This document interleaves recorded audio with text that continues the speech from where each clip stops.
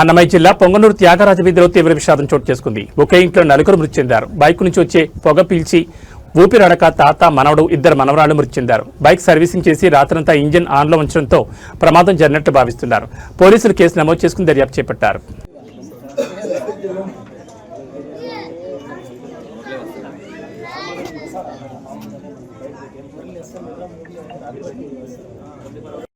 విధంగా బాగా వచ్చింది. తెల్లవారు లేసి వస్తే బిడ్డలంతా చనిపోయింది.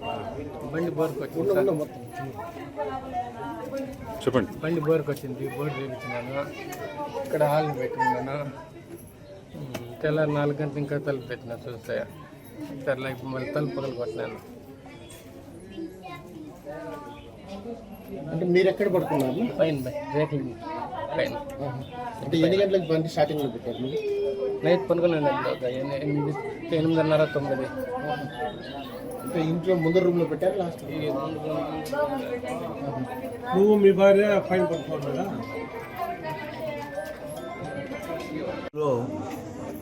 ఈ మురళి తండ్రి పేరు రామచంద్ర అనే వ్యక్తి 40 సంవత్సరాలు. ఇతను బార్బర్ షాప్ పెట్టుకుని జీవిస్తూ ఉంటాడు. నేను సాయంత్రం తన hero Honda motor cycle engine bore చేయించి మెకానిక్ ఏం చెప్పాడంటే ఈ ఇంజిన్ బోర్ చేయించాం కాబట్టి తెల్లవారులు ఆన్లో ఉండాలని చెప్పగా అతను అది బండిని తీసుకొని వచ్చి తన ఇంట్లో పెట్టి బండిని ఆన్ చేసి తన ఇంట్లో వాళ్ళ నాన్న రామచంద్ర మరియు 2 పిల్లలు కవల పిల్లలు మరియు తన కొడుకు ముగ్గురిని కింద పనిపెట్టి వీళ్ళిద్దరు భార్యాభర్తలు పైన పనుకుంటారు. వీళ్ళు ఈ రామచంద్ర వాళ్ళు లోపల గడేసుకుని పనుకుంటారు. ఈరోజు ఉదయం 7 గంటలకు వచ్చి వాకిలు తీస్తే తీయమంటే తీయలేదు. లోపల చూస్తే వాళ్ళు చనిపోయి ఉంటారు. వెంటనే వాకిలు పలగొట్టి లోపల వెళ్ళి చూడగా 3 పిల్లలు వాళ్ళ నాయన రామచంద్ర 4 చనిపోయి ఉంటారు.